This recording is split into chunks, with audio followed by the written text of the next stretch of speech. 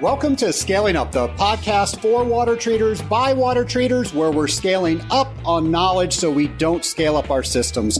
Hi, everybody. Trace Blackmore here, and we are continuing our series on how to become a certified water technologist. My guest today is recent CWT Andy Morcomb of Jaytech. Now, I've known Andy since he started his career as a water treater. Now, when Andy started, he couldn't even spell water treatment, but he sure can now, and he holds this prestigious designation of Certified Water Technologist.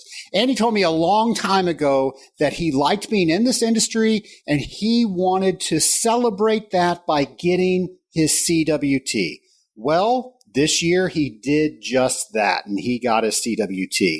After Andy passed the examination, and yes, Angela, I called it an examination and not a test, he called me to let me know the good news. He also asked if I would write his letter of recommendation. As Angela explained before, you need 5 letters of recommendation, and I was honored to do one of those. I gotta say, I'm always honored when people ask me to do that. I've been very lucky in my career.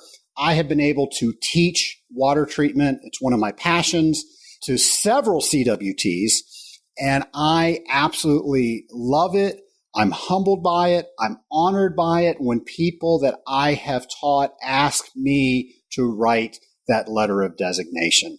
One of the coolest things that I get to do in my career. As you know, there are 2 ways to take the CWT examination, country and Western, for those Blues Brothers fans out there. Andy took his examination at a Pearson Vue testing center, so he took it very near to his house. He is going to tell us all about that experience.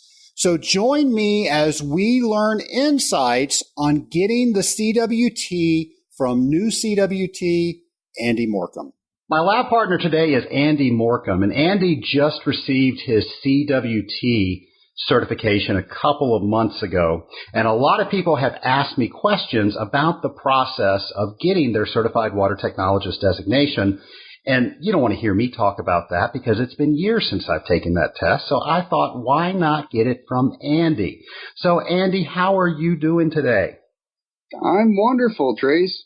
How are you doing? I'm doing great. I appreciate you asking. Thanks so much for coming on the show. Thanks for letting our listeners know what the process was like for you. But before we get to the actual CWT process, I'd like our listeners to get to know you a little bit better. So tell us how you got into the water treatment industry, if you wouldn't mind. Sure. It's a good question because, like a lot of people, I really had no idea that water treatment was an industry before I got started. So, like a lot of others, I was introduced to it by a friend. So I had a friend I had known for a few years, and I knew that he worked in a family company, had been doing it his whole life, and he approached me and said he was looking for a new sales and service guy, and he really liked the idea of hiring someone outside the field. So I asked him what he did, and he said industrial water treatment, and I said, so you treat drinking water? And he said no. At least you didn't say pool. No, yeah, not a pool guy, but it was interesting. So I did a lot of research in a short amount of time, and as I was doing that, it came to mind that my grandfather was a chief boiler operator for the state of Minnesota. He'd been running steam turbines his whole life. So I had no idea, and he helped explain it a bit as well. But then he gave me an opportunity to join the team, and it was good timing.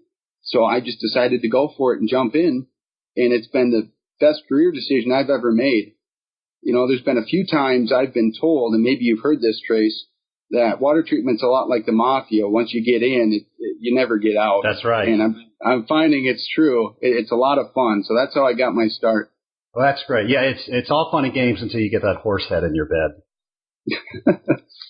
Well, what is your day-to-day like? Well, day-to-day, it's getting busier and busier. So I'm up here in Minnesota, and we're moving into the cooling season. And it's a lot more than just service. So we end up planning a lot of time with our customers because when we go out there and we meet with them, testing the water is probably the easiest part of what we do. So we schedule in extra time to talk with them about their systems, what issues they're having, changes to their process, and we really make it more of a consultation than we do a service visit. So we schedule in each of those, and then we spend a lot of time with industry groups and doing education around the area, because so much of what we do is education. Andy, what would you say your favorite thing is about being a water treater? Well, there's a lot of things. My last job was a desk job, so the fact that I get to go out and see places every day that are new and interesting is wonderful. The people I meet is a big bonus for me in the job. It's always interesting. You make a lot of friends in this industry. Beyond that, I would have to say taking care of bakeries is my favorite thing. So I've got some kids. My son, when I started, was 5 years old, and I used to come home with boxes full of donuts after work every couple of weeks. And he was convinced I worked at the donut factory. And in all honesty, I kind of did. So getting to be a part of those industries and see how things are made and interact with all the people who are making them, it is the best part of the job. Yeah, and it's always great when the customers appreciate you so much they give you some of their wares to take back with you. That's right. Bakeries are first. Breweries are probably a close second. Breweries are great, and then the law gets in the way of how much you can take, especially here in the Georgia area. So eventually there was a time where you said, I want to become the best in this industry, and I want people to know that I'm the best, and I want letters behind my name. So what happened for you to say, you know, I'm all in this industry, I'm all in this career, I'm going to go for my CWT? Yeah, well, when I started, at first, it was a steep learning curve. There was so much to absorb.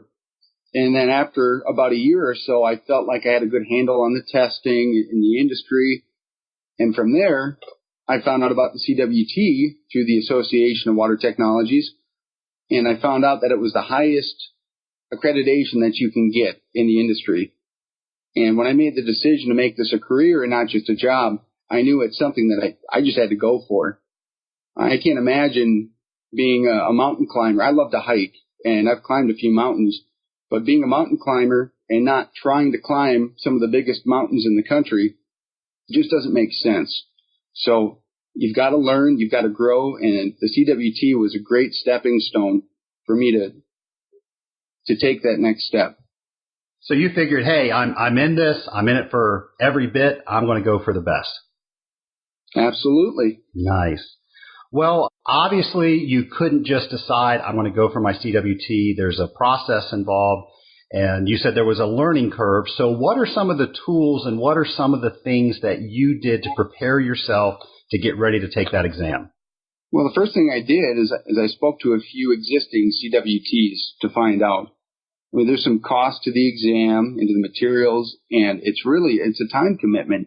It's not like some tests you may take or may have taken in the past where you can go in and study for a couple of days and get through with it and move on.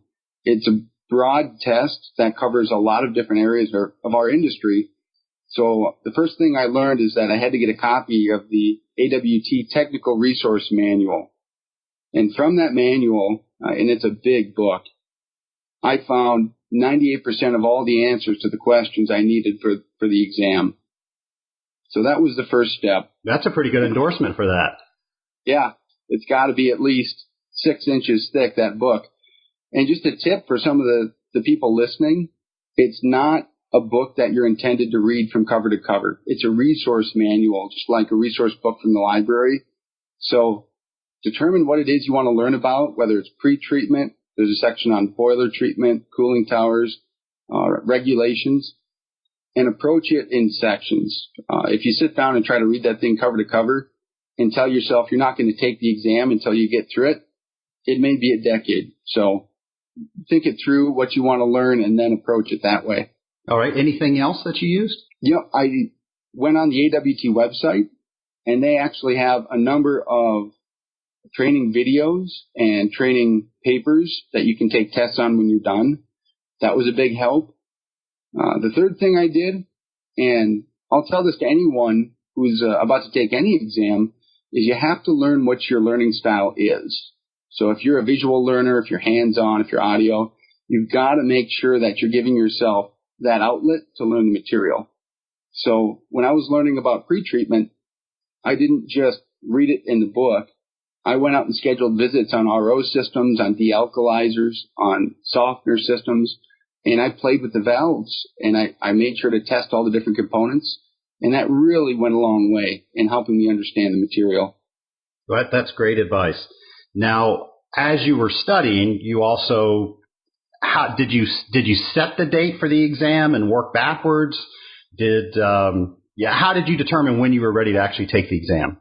That's a great question, because when I set the date for the exam, I wasn't ready at all. And the reason I did that is because as I was asking around different people in water treatment, so many people had told me they wanted to take the exam and they just hadn't done it yet.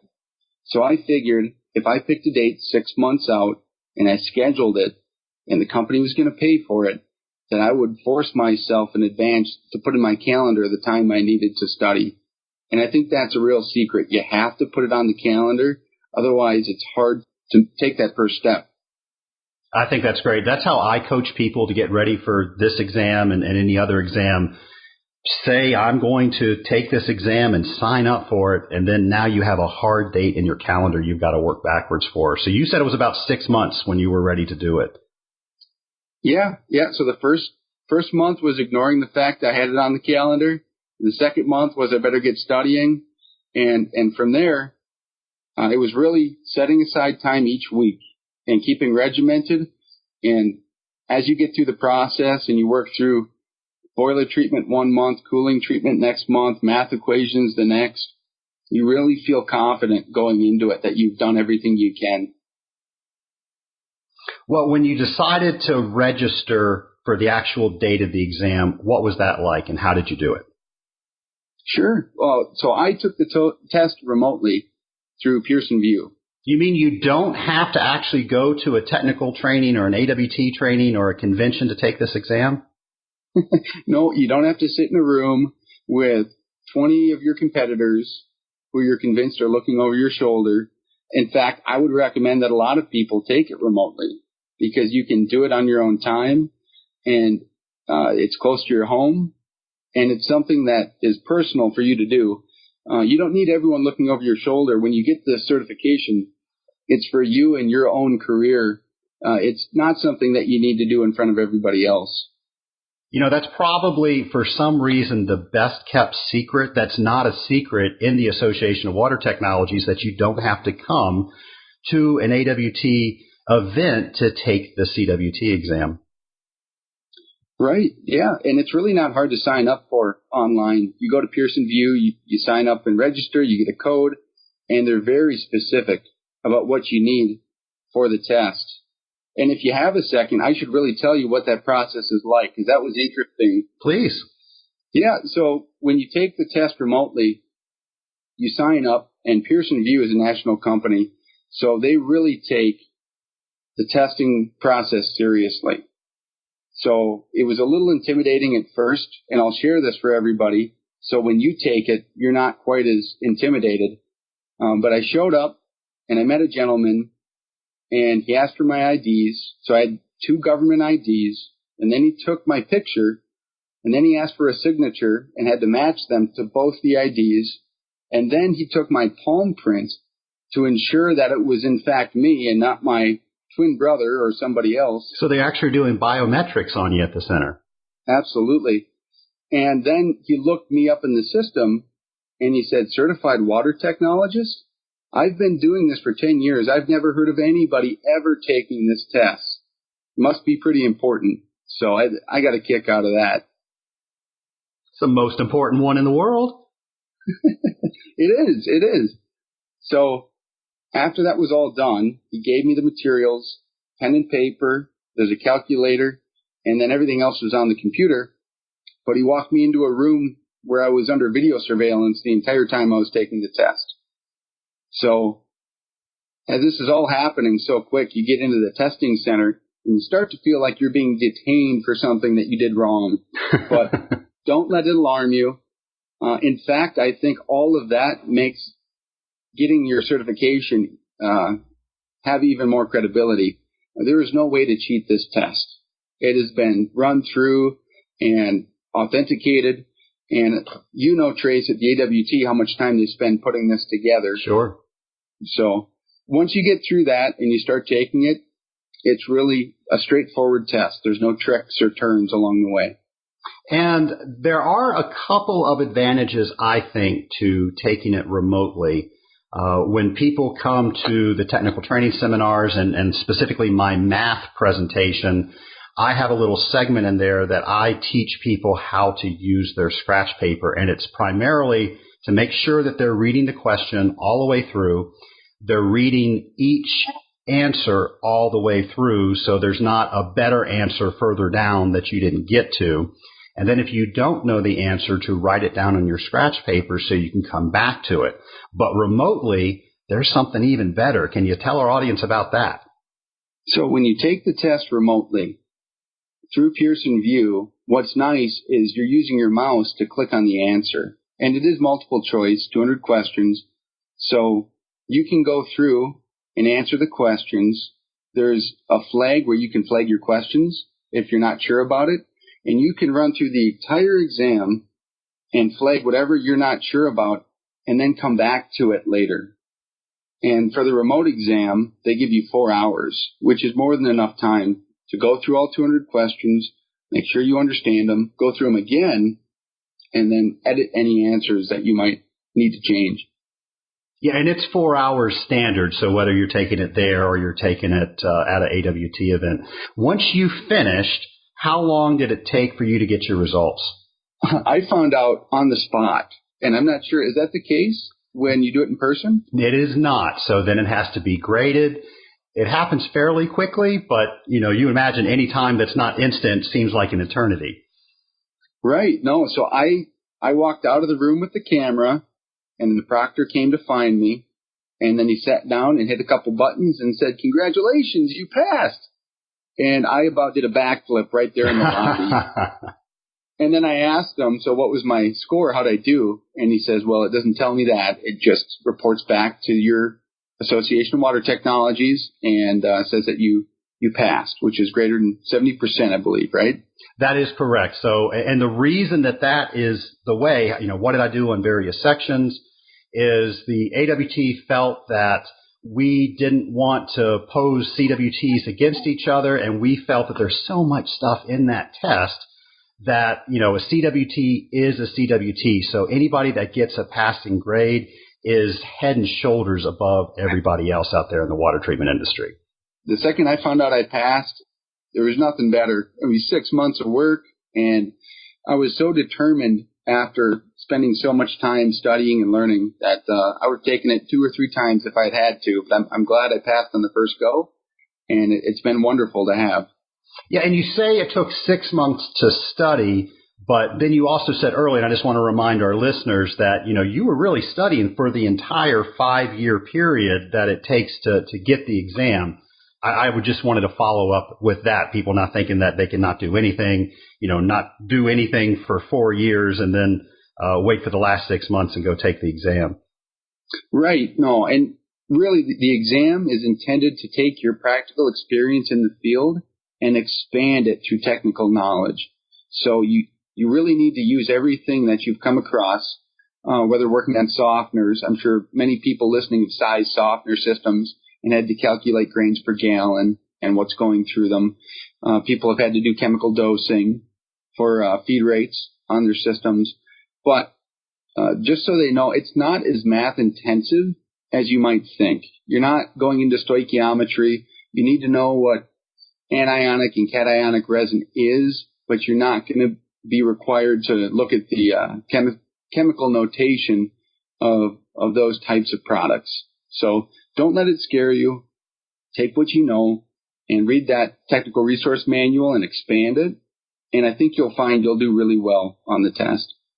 Yeah, it took a long time for the people that were involved in developing that exam to make sure that it was an experience-based exam. And that's exactly what you're telling everybody right now. That's it. So you walked out of there, you got your CWT. What was the first thing you did?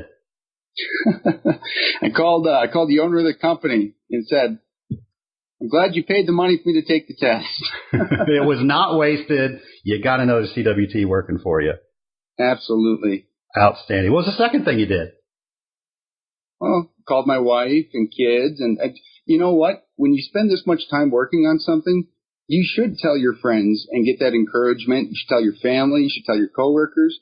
By the time I went in to take that test, I had a whole cheerleading section. So I felt like I just got married and I was calling all my buddies to let them know or something. It was a great experience.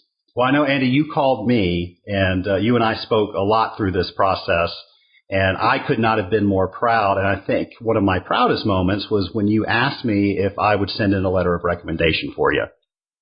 That's right. So for people listening, know that you passed the test, but that's really the first step. So when you're done, you need to get letters of recommendation from people who have known you over the years in the industry, and they can be water treaters. They can be customers, but they have to be a manager level or higher. So it can be anyone who's known you over the past years that you studied for the exam. And really, it's just a testament to your character that you're honest in everything that you do, because there is a 13-point code of ethics that you sign as well when you get your CWT. So there is an ethical standard. But it also shows that you're ready to make a career in the water treatment industry. These people can testify to who you are and that you're going to make a good name for other water treatment experts. Yeah, I'll make sure to put links to the technical training and reference manual that you listed, and also the processes that AWT has put together that you're actually describing right now. No, that's great. And there's so much on the AWT website that anyone who's even just considering taking the test, that's where I tell them to start. Go to the AWT website, look at all the materials there, and they've done such a good job that you can really get a good starting amount of information.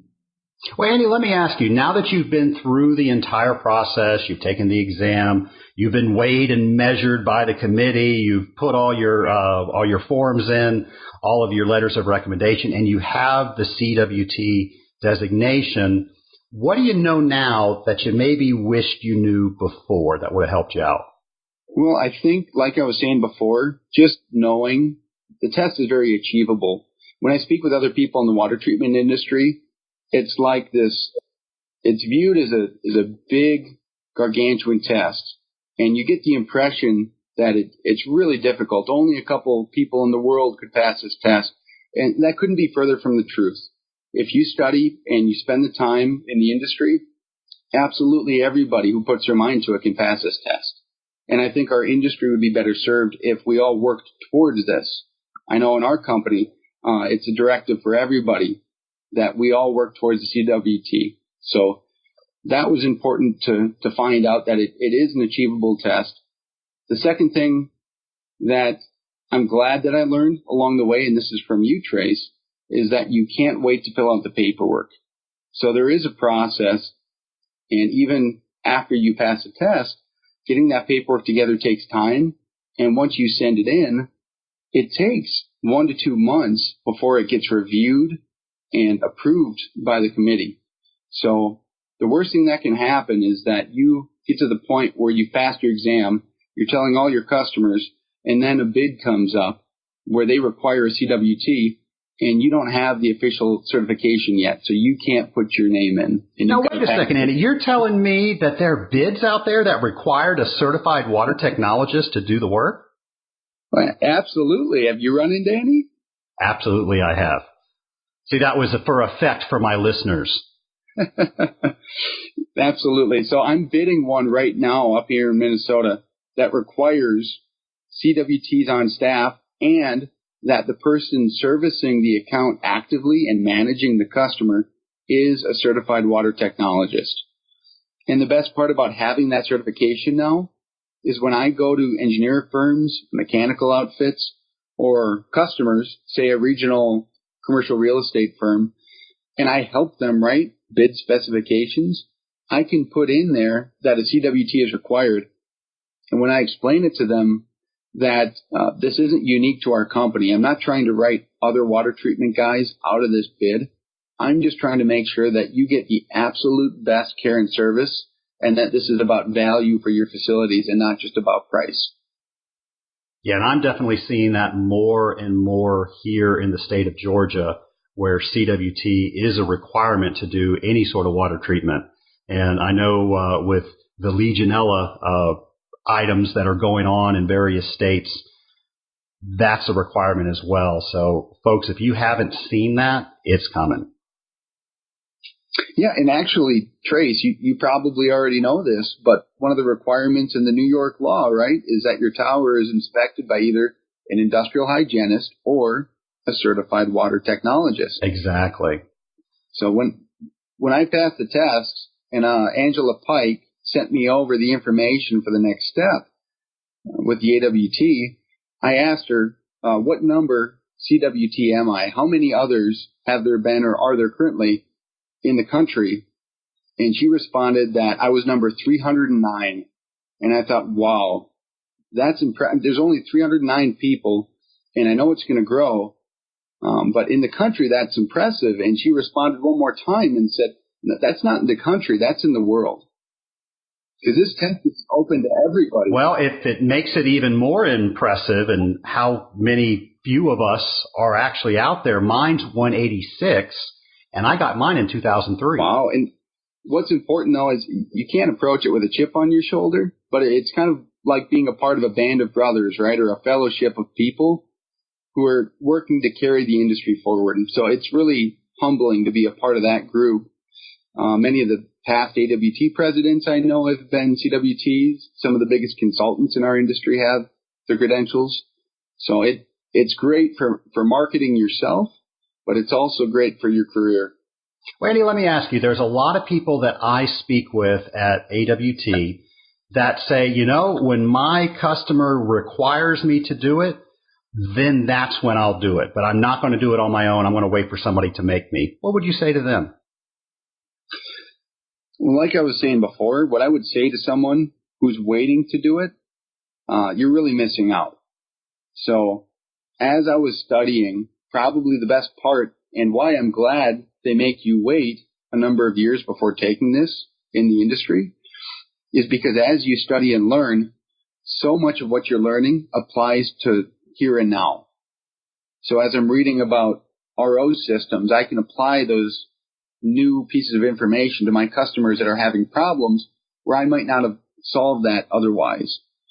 Or someone who's worried about not passing the test. Again, if you view this as your own personal advancement, then even if you study hard and maybe you do fail the first time, you've learned so much more than any of your colleagues up until that point that you really are light years ahead of them. And you can really become a resource to everyone else in your company. That's a great point. And I think I gave you this advice, but if I didn't, I apologize. But I tell people all the time, don't put pressure on yourself to pass it.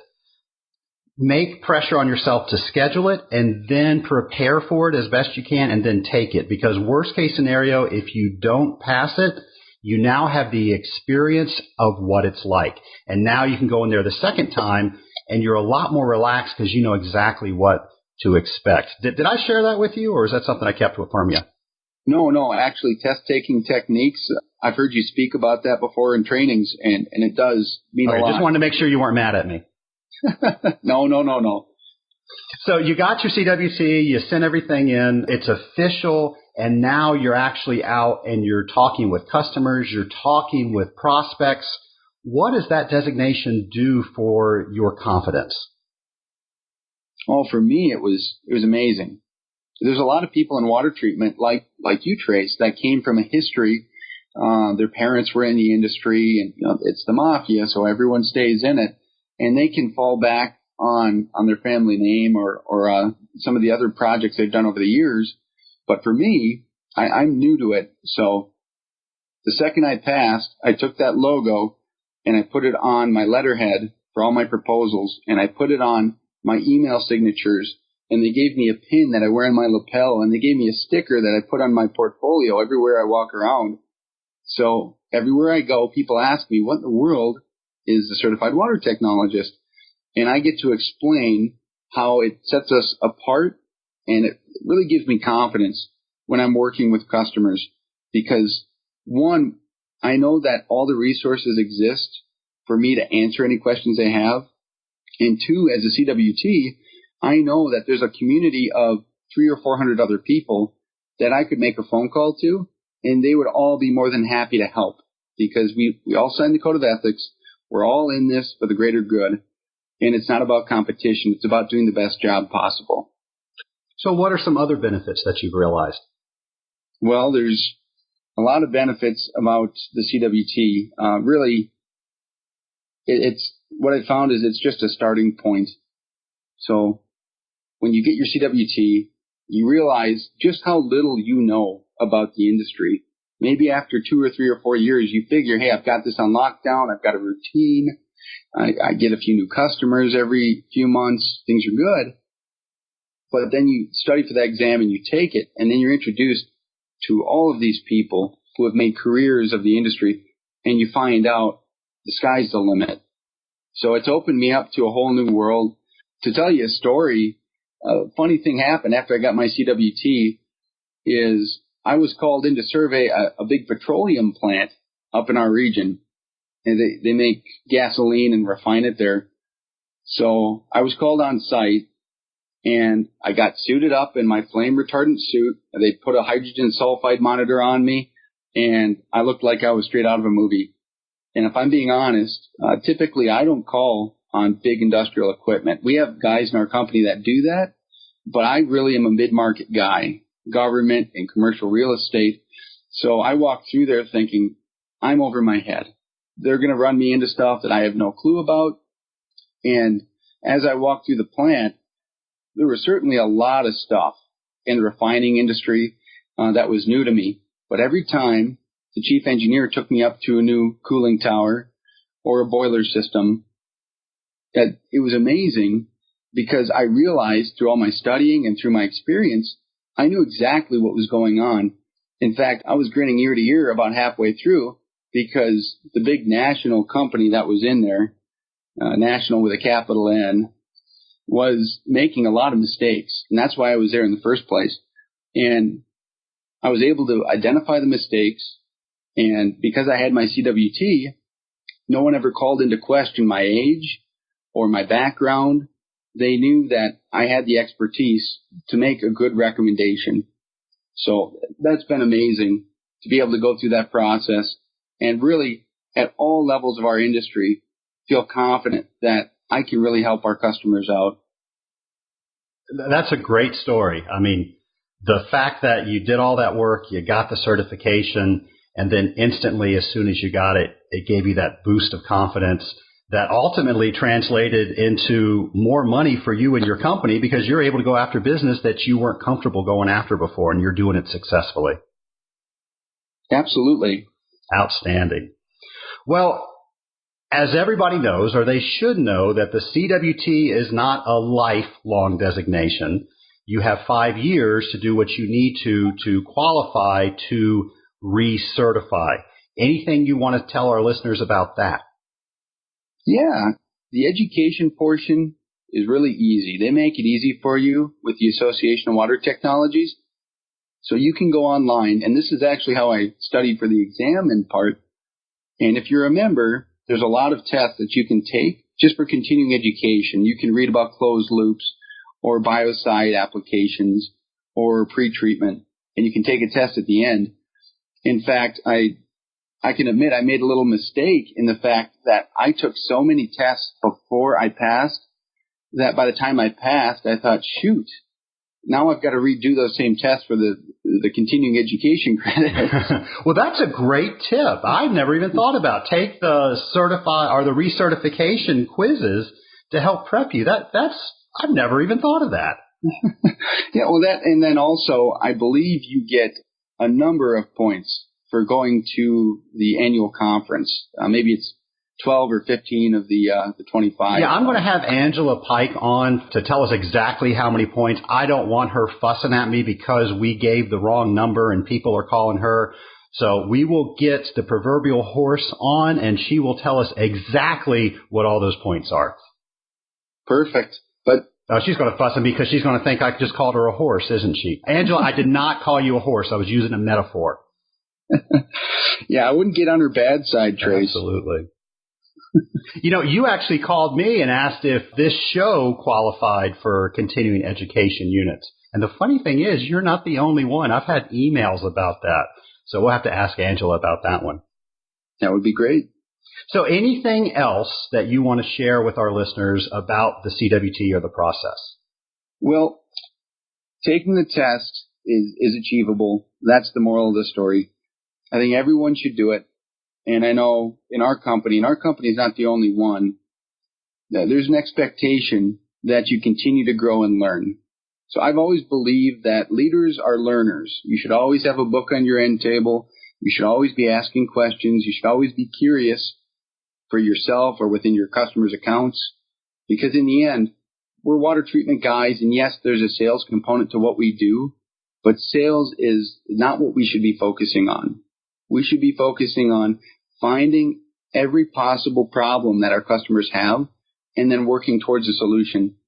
And I've only been doing this a little over 5 years, and it amazes me how unique every problem is that I run into. So if you continue to dig and keep your curiosity, you're going to keep finding problems. And if you don't work towards something greater like a CWT, you're just going to deadhead. You're going to run out of capacity. You're going to stop being able to find these solutions. And then you're just going to stop finding new customers, to be honest. So it's in your best interest to go ahead, schedule the time, do the work, and become certified. Join the club. I can't think of better advice. Well, I think you did a great job summing up what people should expect if they go for their CWT. And from your previous words, there's every reason that they should. Absolutely. All right. Well, my next couple of questions are just to get to know you a little bit better, and I call them the lightning round. Are you ready for this? Yes, sir. I'm ready. My hand is over the buzzer. All right. So what was the last book that you read? The last book that I read is a series of books called Flash Fiction, which is a series of short stories. So Tim O'Brien, The Things They Carry, Ursula K. Le Guin. I like a mix of fiction, history, and fantasy. So I've been reading through that. All right. Before that, I was reading a book called The Name of the Wind by an amazing author, Patrick Rothfuss, in Wisconsin, who's a fantasy writer. And at the same time, I've been reading about comparative public administration. So I try to keep it broad, whatever interests me. All right, so obviously they're going to make a movie about your life. So when they do, who plays the part of Andy Morcomb? Well, I don't know if I've told you this, Trace. I do have an identical twin brother. I don't think I knew that, no. There would have to be two of me. He's not in water treatment, but he's a counselor, so it's really not too far off from what we do day to day, right? So that's why you made the comment earlier that they had to make sure it wasn't actually your brother. Yeah. Yeah. So we've tried to trick the system before, but it hasn't worked yet. But if someone were to play me in a movie, it would have to be Harrison Ford. So Indiana Jones is my all-time favorite movie growing up. He was smart, he was adventurous, he was curious, he was always learning, and leather jacket and motorcycle is James Dean level cool. So that's without a doubt. If they could bring him back to Harrison Ford from the 70s, that would be great. Why did it have to be snakes? Oh, I hate snakes. Awesome. I love it. All right. So now we're going to talk about Back to the Future because everybody loves that movie, right? So you get in the DeLorean, you set the flux capacitor to take you back to the very day where you start as a water treater. What advice do you give yourself? Oh, wow. Yeah, I don't know about you, Trace, but the first few weeks seem like a blur, especially if you're not familiar with the industry. But what I would probably go back and tell myself is what I think I did fairly well is just make friends with absolutely everybody along the way. Because the more you spend time in the field, the more you find out it's a small industry. Everybody knows each other, and you take care of the janitor all the way up to the guy in charge, and people move up the ladder, and they take you along with them, and you're going to call on friends for favors countless times down the road. So don't be in too big a hurry, I would tell myself, to get your service done, to write your reports. Make sure that the most important part of every visit is really spending time with the people you're there to see, because they're what make the job fun, but they're also the people that you need to make sure are happy with the results. Great advice. All right, so now you have the ability to talk to anybody throughout history. Who would it be and why? Oh, man. Does it have to be a real person? I've never had anybody ask me that before, so no, I want to hear what you say. Oh, man. Well, see, I can't take the same question twice, right? Because Indiana Jones is right up there. That'd be great. But if I had to talk to anyone throughout time, I remember Tom had said Ben Franklin. He's a pretty good one. Yeah, we've had a lot of people talk about American historical figures. I don't know if I've said this on a previous show, and I'm trying to stall to give you some more time to think. But I got a call, or not a call, but an email in, and they said, "Why is everybody picking American presidents?" And most everybody's picked Ben Franklin. So I'm glad we're better at chemistry as CWTs than we are at history. Right. One of my hobbies has always been astronomy and outer space. I worked at a planetarium in college. It's where I met my wife. I'm a member of the Minnesota Astronomical Guild up here in Minnesota. So I would think if I had the opportunity, I would want to meet Jim Lovell from Apollo 13. So anyone who has the courage to launch himself out into space for the sake of so many other people for exploration, and then to come through so much adversity and to work through it, has probably got just light years of experience and wisdom and things that he can share. So I think he would be the one I'd want to spend my time with. Great answer. You know, when I was preparing for the project management certification, they actually showed a clip from that movie when they had to figure out how to get the air scrubbers to work. And they said, you got to get this round thing into this square hole, and you got 45 minutes to do it. That's every day of my life. That's your job too, right? That's what a water treater does. How do you get this round thing in this square hole? And you got 45 minutes to do it. Well, I definitely appreciate you taking the last 45 minutes, spending it with us and letting us know what to expect with the CWT and having the audience getting to know you a little bit better. So thanks so much for coming on the show. We really appreciate it. Absolutely. It's an honor to be on.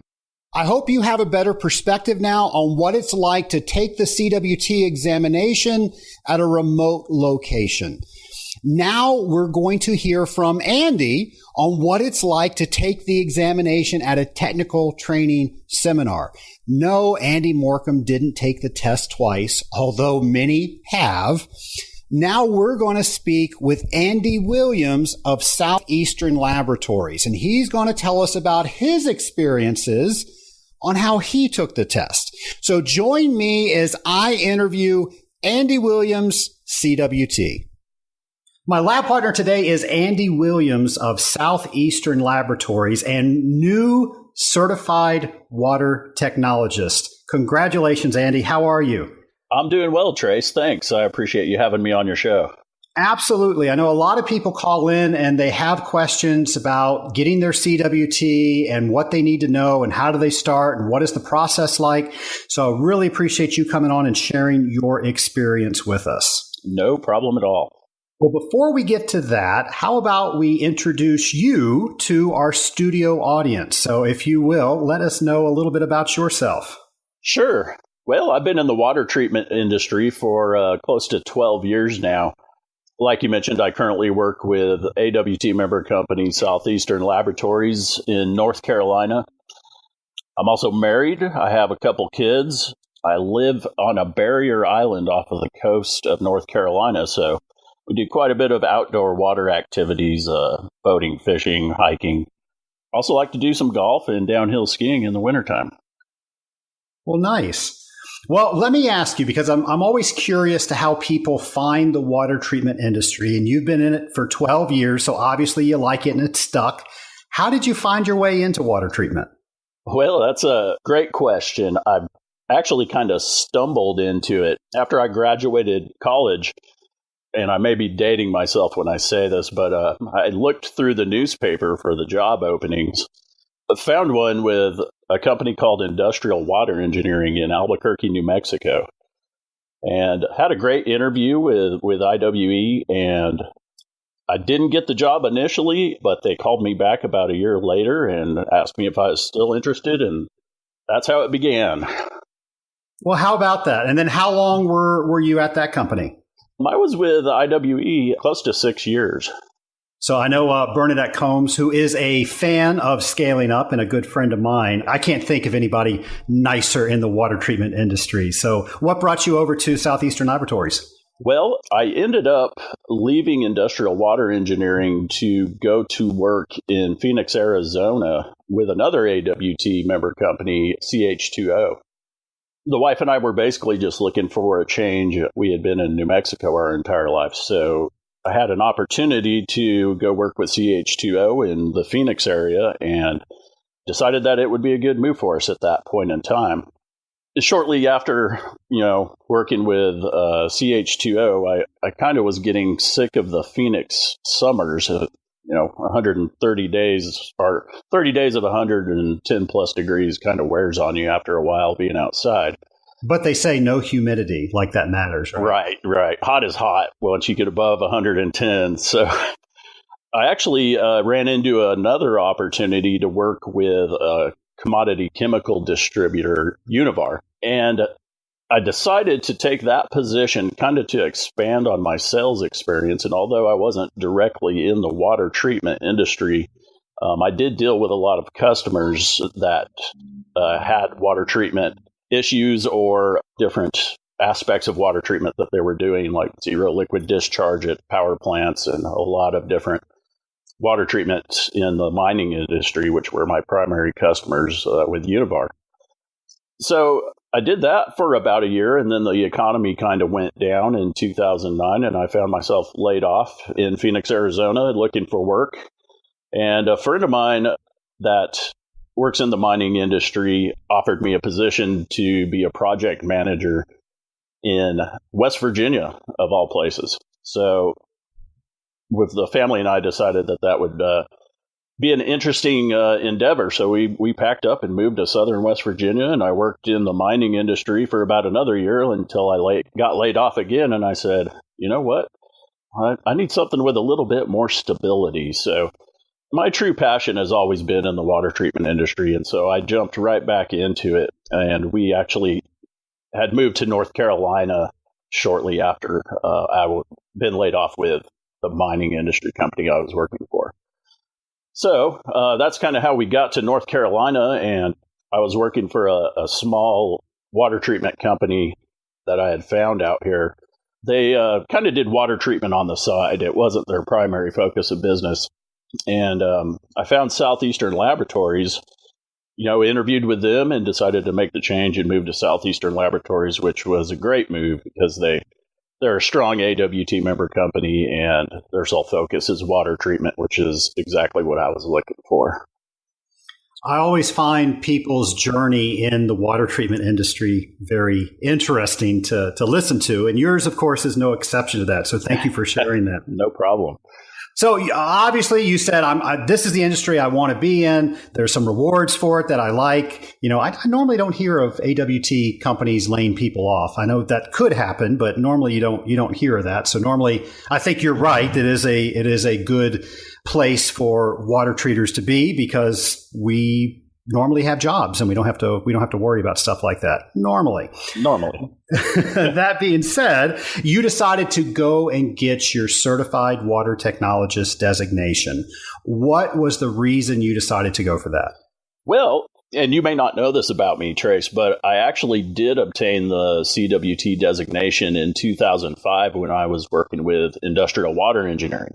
No, I did not know that. I did. And when I was working in the mining industry, it was during that 5-year expiration period, and I let it expire, unfortunately. I guess there's two sides to that question.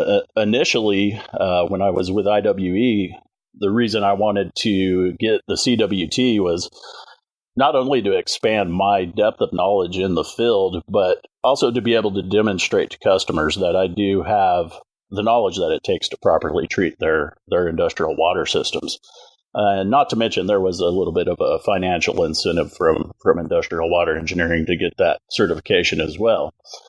Now, fast forward to 2016, my primary reason for getting the CWT was because I was disappointed that I had let it expire. And so I wanted to get that certification as quickly as possible back in my repertoire. So, well, I didn't know that. So for those listeners out there, don't let that thing expire, because you got to take the freaking test over again, don't you? That's right. and it was just as hard the second time. So, well, I tell you what, let's go back to the first time when you got your CWT. Okay.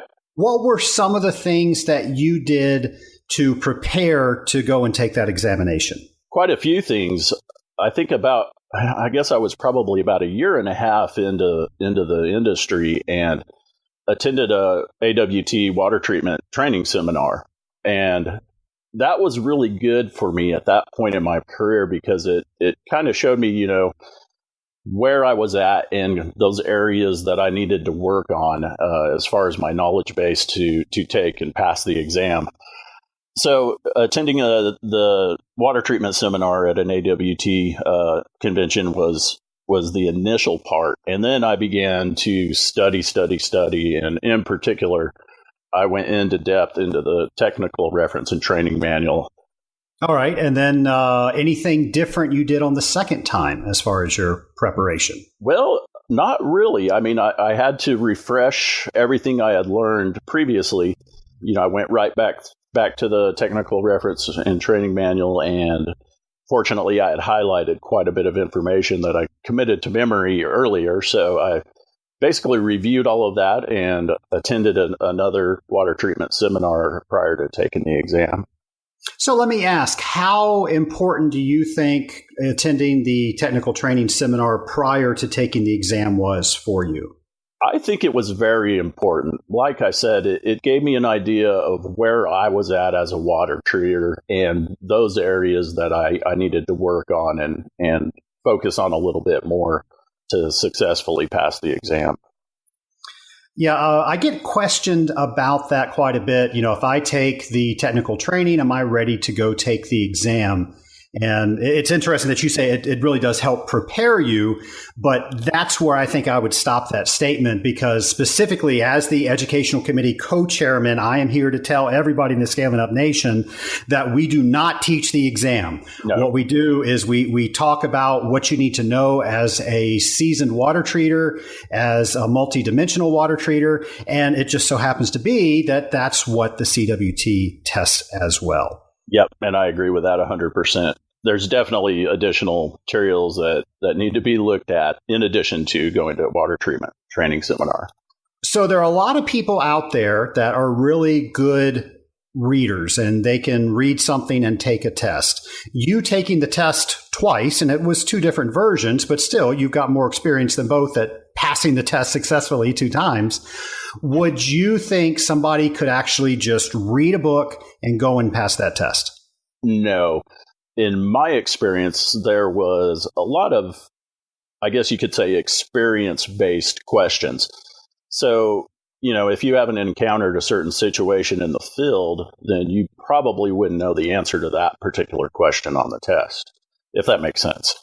I think that makes perfect sense. I remember there were a couple when I had my CWT, but we were trying to get cut scores and trying to get so many CWTs to actually take the test when we did the new version, that there were some things on there that I had never seen before. And even though I knew what they were, I was not answering those questions correctly. So I know exactly what you're talking about. Yeah. So, what I did was I would take the knowledge I gained from the reading and then try to apply it to my field experience for that week or that month. And that just kind of reinforced what I had learned in the book. and was able to apply it practically in the field. So other listeners ask me the question, when do I know when it's the right time to take the exam? How did you know when it was the right time to take it? And that's a difficult question. Initially, I was very nervous about the calculations portion of the exam. I only had about 3.5 years of experience. It's difficult, so if I figured I needed some help with a certain area, I would ask.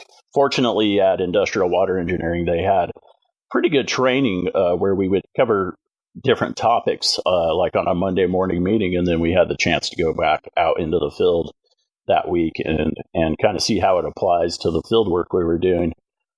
I think that the combination of experience and the book learning will give you an idea of if you're ready or not. And if you're not, then definitely explore those areas that you're not. If you never dealt with like an RO, for example, and you have maybe another rep in the same company that deals with one, ask if you can get involved in those types of situations. And that definitely will help solidify the knowledge and make you feel a little bit more comfortable about being ready for the exam.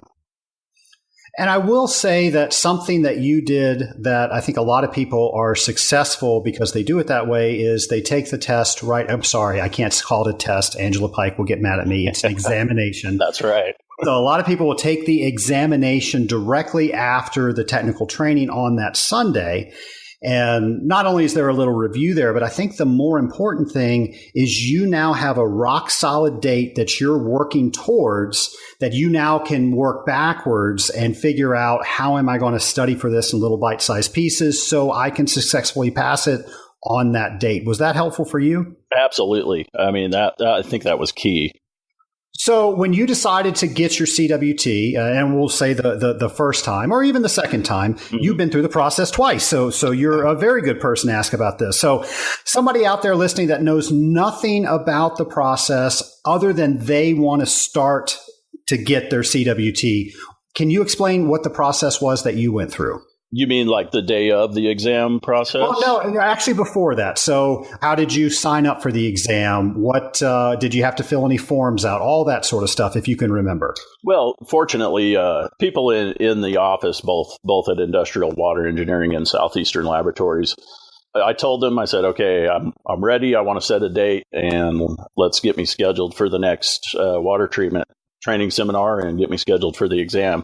And so they kind of took care of the signing up process for me, which was nice. But then, like you said, I had a date to work towards and was able to devote the time I needed to refresh those items the second time and focus on the items I wasn't sure of the first go around. All right. So what was the actual day like when you went to go sit down in that huge room with all those different chairs in it and they were checking your ID and telling you to sit in an assigned spot? What was that like? Well, it's very formal. I made sure to get plenty of sleep the night before and arrived at the exam room early. And then, after everyone was checked in, and Angela was very thorough in the instructions for the exam. So she explained everything and answered any questions that we had before we actually started the test. So then the time begins and I just worked through the exam. I skipped questions that I wasn't exactly 100% sure about, but I made sure to read the supplemental packet that came with the exam first. So I could identify those questions that were related to the information in the supplemental packet and just worked through the exam. I spent the entire time on it. I did have a little bit of time to go back and do a quick review of my answers before I did turn in the exam. But I used every bit of time that we were allowed. Well, I got to say, I commend you for looking through the supplement. A lot of people don't do that. And I know Angela's told me that a lot of people don't open up all their materials. Mm-hmm. I think it's a great piece of advice. If you're going to be given something on the exam, make sure you know what's there. Exactly. Did you use your scratch paper? I did. It was very useful, not only for working out some of the calculations, but also to jot down notes for questions that I might have skipped and that sort of thing. Yeah, we're going to do this is all going to be in a series. So you're going to be part probably 2 of 3. And in the wrap up, I'm going to explain how I tell people in the math section how to use their scratch paper, but you're going to have to wait for that. All right. So what would you tell listeners that are on the fence thinking, well, I'd like to get my CWT, but I'm not really sure. I'm going to put it off a little bit longer. What would you tell them? I would say go for it. The benefits are rewarding. From the knowledge that you gain from obtaining the CWT designation, I've found that I can solve a lot of customer problems that not all water treaters can do. So you felt that studying for the exam opened your eyes to get more experience while you were out in the field? Is that what you're saying? Absolutely. Yep. So you mentioned working with customers. How did the opinion of you with your prospects and customers change once you got that designation? Well, it's interesting because a lot of, at least my customers, don't really know what the Certified Water Technologist designation means. So it kind of gives you an opportunity to explain to current customers, hey, this is what it means, and this is what I've got to go through, and I've got to agree to the ethics. And you can see once you explain to someone what it means, they kind of look at you a little different. Oh, so you're the real deal is the kind of response I think I get. What happened to your confidence level once you got your CWT? It went up drastically, especially initially in 2005. I just felt more confident about different scenarios that we as water treaters run to in our day-to-day work.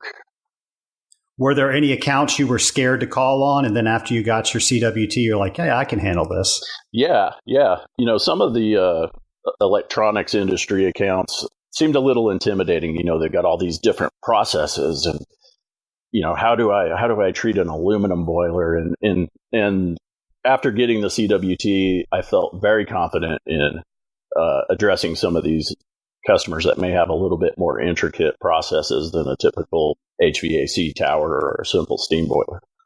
So let's go back to the testing procedure. After you finished your test and you turned it in, about how long was it until you found out that you passed?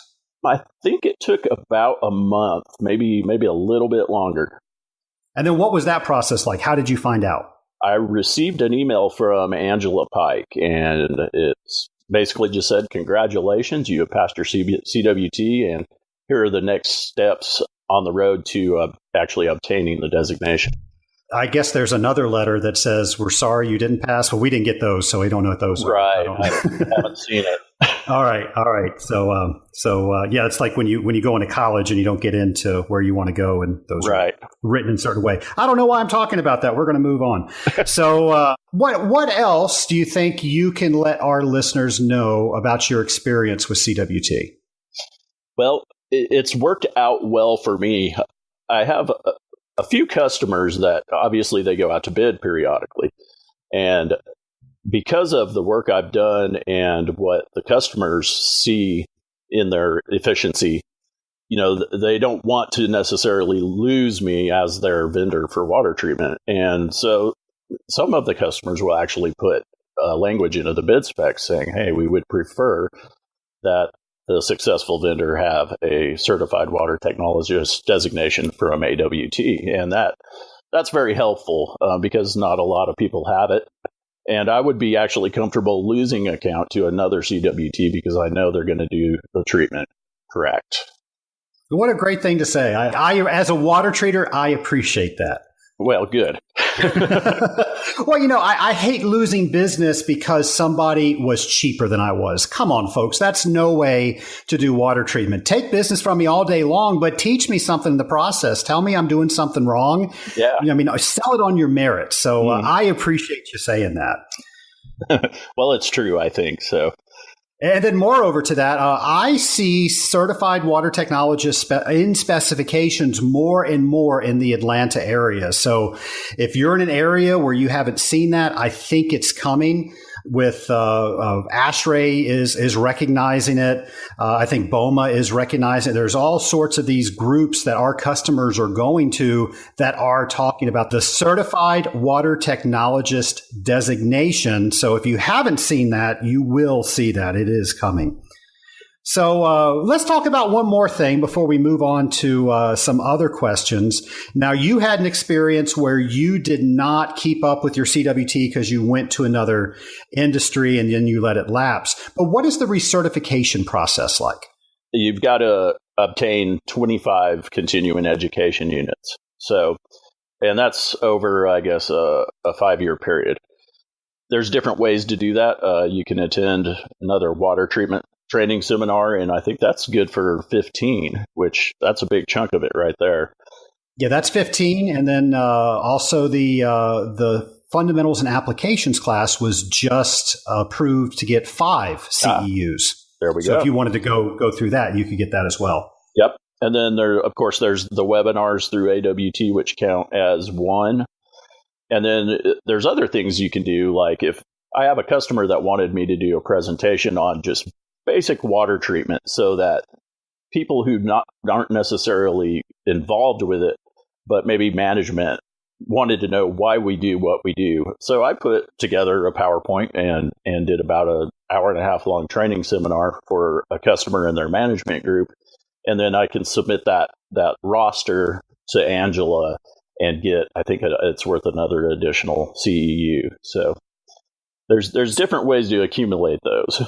Have you ever had any issues finding enough CEUs? No, I haven't. I think, with the sales meetings we have at Southeastern Laboratory too, we go through quite a bit of topics for training at these meetings. And I think Mark Lewis submits those to Angela, and we also get credit for those. So it's fairly easy to accumulate them, but it's definitely worthwhile to log into the website, AWT website, and see where you're at and know where you need to be so it does not expire, because I do not plan on taking the test at 30. You've done that. You're done with it. That's right.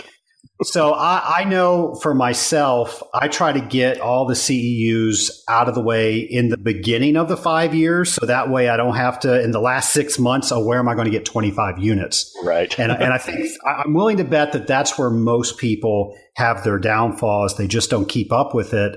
And if they do, it's not that big of a deal if we do it from the first year. So, right.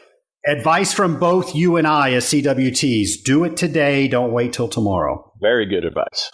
All right. So let's talk about some other questions about water treatment. Who would you say has helped you most in the water treatment industry? That's another tough question. It's really hard to just nail down one specific person. Well, it can be a village. That's okay. Okay, well, I have a village, so I got to give a lot of credit to the group at Industrial Water Engineering, because they took the time to do like these weekly trainings, company meeting Monday morning, we're going to go over this topic, and they would quiz us about it. And then, like I said, that gave me the opportunity to go out and apply it to the field in a practical sense. Before Bernadette Norman, her dad, Les Norman, was running the company when I worked for them. And so he was a great mentor in training me on AWT topics for treatment of different industrial water systems. So I think he was instrumental, and the company together as a whole, with my initial experience. And, now that I work with Southeastern Laboratories, I've got quite a few go-to people. My district manager, Steve Tuning, has been really great in helping me with any technical issues that I have that may pop up. Of course, I can always rely on Mark Lewis, which, he's a former president of AWT, so there's a lot of knowledge there. And even though Bill Pearson doesn't work with us anymore, he's at Special Pathogens, he is on my speed dial. So if I have any questions about Legionella, I can certainly rely on Mr. Pearson to help me out there. Well, excellent. And, you mentioned some great people, and you happen to be very lucky and work with them, but some of us might not be lucky and work with those people. I'm going to do a show later on about finding a mentor and how those people can have the same experience that you did, even though they don't work for your company. Yeah, having a mentor, I think, is key. Getting into the industry initially, and then also down the road, because it's just an ever-changing field, and so that's what fascinates me about it is something new happens almost on a daily basis. So it's nice. It never gets boring. That's right. It's nice to have those people to go, hey, I've never seen this before. What the heck's going on? Exactly. So how do you go out and find new water treatment business? Well, there's kind of two ways to that. I think initially when I moved to North Carolina, I didn't have a network per se. I had to do a lot of cold calling, knocking on doors, and just trying to get in front of people. And that's kind of the hard way to do it, I think. But it worked because, once I started building on that network and started getting to know different contacts in the area, it seems like the new business just not necessarily fell in my lap, but it would be word of mouth. Like customer X would talk to customer Y and say, hey, this is who we're using, and he's doing an excellent job. And then the next thing you know, customer Y is giving me a call or wanting to set up a meeting to talk about their water treatment issues. So get out there and do it. Is that pretty much what you're saying? Yeah. I mean, get out there and do it. Don't be afraid to make a sales call or walk in and just try to gain a contact at a prospect. But I think the biggest advice I could give in that aspect is to listen for problems and offer solutions based on the knowledge that you gain from Association of Water Technologies, as well as taking the Certified Water Technologist exam. All right. So one of the key themes of scaling up is to be a better water treater tomorrow than we are today. What advice can you give to our listeners to that end? Well, never stop learning. The field is changing. There's new technologies.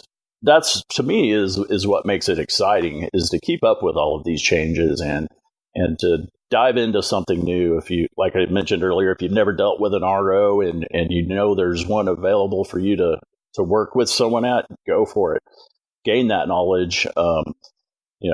Dive into different processes that maybe you haven't looked at before. Maybe treating process molding loops that are made out of aluminum, or there's a variety of different things. But I would just encourage everyone to just keep learning, and I think that helps you kind of stay motivated and keeps the excitement going for the career.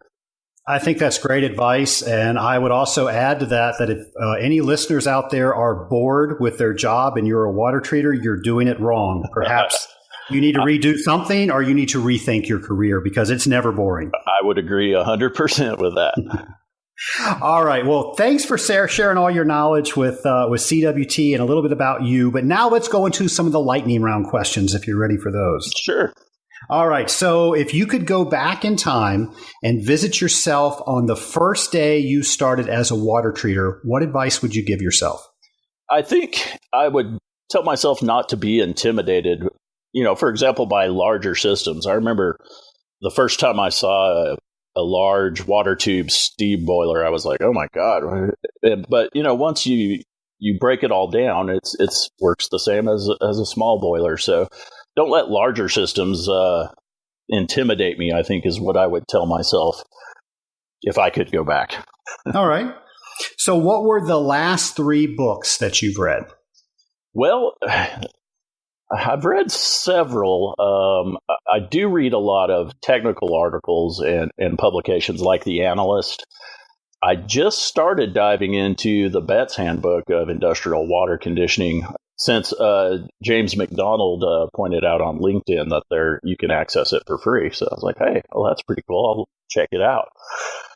I think on the kind of entertainment or personal side, starting book 1 of the Game of Thrones series. So, have you watched the shows? I have been watching the shows, and my wife read the books, and she's like, you got to read the book. And she didn't tell me a lot more than that, but you know how the saying goes, the books are always better than the movies. So, well, I am a huge fan of those shows. They've been brought up several times on Scaling Up.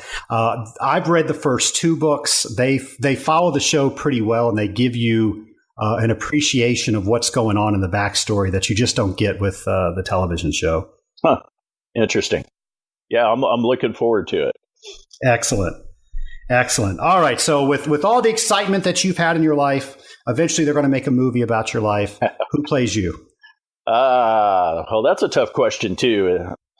And I did put a little forethought into this question, but I don't know if you know who Thomas Gibson is. I don't think I do. Thomas Gibson plays Agent Hotchner from Criminal Minds. Oh, okay. And I think he would be a good person to play me because he is the serious problem solver and never loses a case. So, I used to think he was the same guy that was the lead on Will and Grace, that he was Will, and somebody said no, that wasn't him.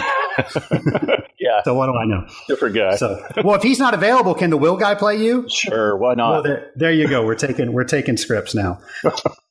All right. So you can talk to anybody throughout history. Who would it be with and why?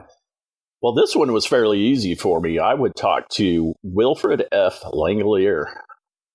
The reason being is I would like to know his perspective on the Risner and Picorius indices. And I know there's been some debate back and forth on which one is the most correct. So I would like to talk to Mr. Langelier and get his perspective on those ideas. I got to tell you, I don't give points during the lightning round, but if I did, that's an awesome answer. How about that? So yeah. I will tell you, and Paul, if you are listening, I have emailed you. I have called you. You are not returning my calls. I want to get Paul Picorius on my show, primarily because I'm the math guy with AWT, and I know you've taken my math class. Yep. And I try to prove all of the formulas that we have. So who cares if you can run them or not? It's math. You can run them. I want you to know where they came from so they make sense. Mm-hmm. And I think I can do that for pretty much all the equations we have out there, except for the pH of equilibrium equation that he has in the PSI. I don't know where those numbers came from. So I'm desperately trying to get a hold of Paul. So anybody out there in the Scaling Up Nation that knows Paul, please have him call me. I want to get him on the show. That would be awesome. Well, great answers. I got to tell you, thanks so much for coming on the show. Great advice. I know you've probably motivated some of our listeners to take some action. So thank you for doing that. And thanks for listening to the show. And thanks for being on Scaling Up. Absolutely, Trace. I appreciate you having me on. Folks, above all else, I hope that this episode has inspired you to get your Certified Water Technologist designation. You know everything you possibly could about the logistics of getting the CWT from Angela, and I hope you've gotten some insight and some inspiration from the Andes. It is my hope that this episode nudges you to saying, yes, I am going to get my Certified Water Technologist designation. I assure you, everybody who has set out on that goal has felt that this is just an incredible challenge and they had no idea how to maneuver their way through this journey. So we're going to help each other with that. I want you to know that you're not alone. I felt the same way when I decided to get my CWT. Unfortunately, I did not have the resources that you all have in the Scaling Up Nation. You're wondering, what the heck am I talking about? So I'm going to tell you about that. But first, I want you to know that you fall into one of three categories.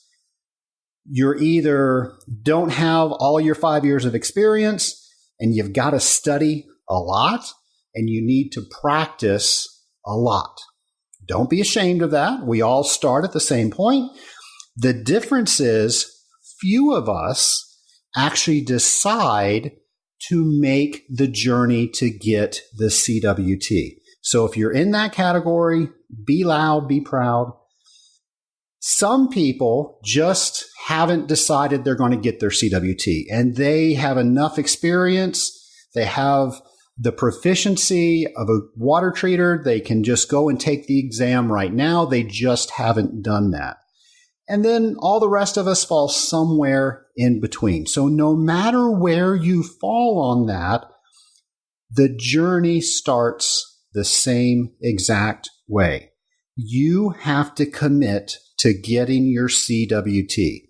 Now, as we learned on episode 23, the one with Tim Fulton, when you publicly announce to somebody that you are going to do something, you're not only accountable to yourself, but now others are holding you accountable to get that thing done. So to help with this, I have started a LinkedIn group. The LinkedIn group is Scaling Up Nation. I encourage you to join the Scaling Up Nation LinkedIn group, and I'm going to give you your first homework assignment. Your first homework assignment is to post the date that you are going to take the Certified Water Technologist examination. Now, all of your peers know that you are going to do that, and you have publicly announced to the Scaling Up Nation that you're going to get this done. And folks, I know that you can do this. Now, you might be having some trouble coming up with a date. So here's what I want you to do. I want you to assess your experience level. Now, the best way to do that, if you don't have 5 years experience, is just simply say, when will I have my 5 years of industry experience? You can go ahead and put your date on there. If you're unclear about what knowledge that you need in order to pass the examination, everybody feels that way. So realistically, if you have a very short time frame to take the exam, think about all the things that you need to know in order to feel comfortable sitting for that examination, and pick that date. Then I want you to write it in your calendar. Write it in your calendar, because we're going to create a study plan by working backwards from that. And then that date you are going to post on the Scaling Up Nation group LinkedIn page. Now look what you did. You got a date in your calendar, so you committed to yourself, and you posted it to the Scaling Up Nation page on LinkedIn, and you are accountable to all these other people that have the same common goal that you do. I know whenever I set a goal, it always helps me to set a date that I'm going to do something by, and then I work backwards to make sure that I get it done. That might be the part that you're having a little bit of problems with. So here's what I want you to do with that. I want you to assess where you are. Now, what you can do, you can go on the AWT website and you can take some practice exams and you can see where you are. Also, if you know a CWT, get them to assess you. Ask them some questions and see if they can help assess where you are in that process. I think it's good that you share your experience on how you're doing these things on the Scaling Up Nation grouped in, it's hard to say, the Scaling Up Nation LinkedIn group page, so that way others can learn from what you're doing and vice versa. So share what your study plan is, share the successes that you're having, but also share the roadblocks. You might discover something that could help somebody else. So if you run into a roadblock, don't be embarrassed about that. Share that, and maybe somebody else in the Scaling Up Nation can help you get over that. I also recommend that you share this date with the people that you work with. They're going to be ecstatic that you're committed to getting the Certified Water Technologist designation, and now you've committed to them that you're going to do this. I know you've heard me say several times, a rising tide raises all boats. So let's help each other by being that rising tide so we can all get our CWTs, and by that we will collectively raise the industry. Have a great week, folks.